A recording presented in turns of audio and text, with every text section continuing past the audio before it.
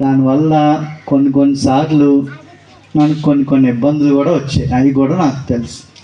మా Gulf role సంఘానికి నేర్పించారు. అన్ని సంఘాల్లోనూ ప్రార్థన అవగానే ఆమెన్ అంటారు, కానీ మన సంఘంలో ఆమెన్ అనరే అని ఆయన చెప్పాలి, అప్పుడే మనం ఆమెన్ అన్నారు. అలవాటు అయిపోయింది అందరికీ.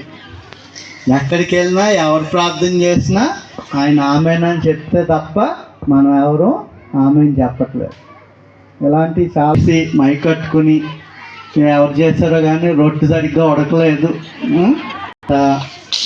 స్వతంత్రంగా మరి మాట్లాడేటువంటి దైవజనులు ఇంకెవరూ లేరు. నేను అలా చాలా సమయం పడుతుంది. ఏదైనా గుర్తుకొచ్చిందంటే వెంటనే చెప్పేయాలి.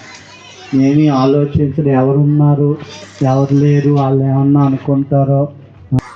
ఎన్నో జ్ఞాపకాలు ఆయన పరిచర్యలో ఈ 20 సంవత్సరాల్లో. నేను ఇంచుమించుగా మరి 20 సంవత్సరాలు ఆయనతో కలిసి పరిచర్య చేశాను. 2005 సంవత్సరం జనవరి 1వ ఆదివారం గల్ఫ్ రోల్ క్రీస్తు సంఘంలో సువార్థికుడిగా నేను బాధ్యతలు తీసుకున్నాను.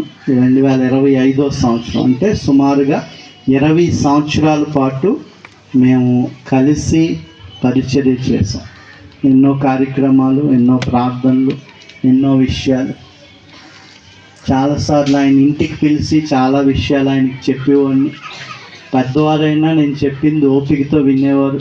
ఏమన్నా ఉంటే మరి మనం చెప్పకపోతే ఎవరు చెప్తారండి, మనం నేర్పించకపోతే ఎవరు నేర్పిస్తారు అనేవారు.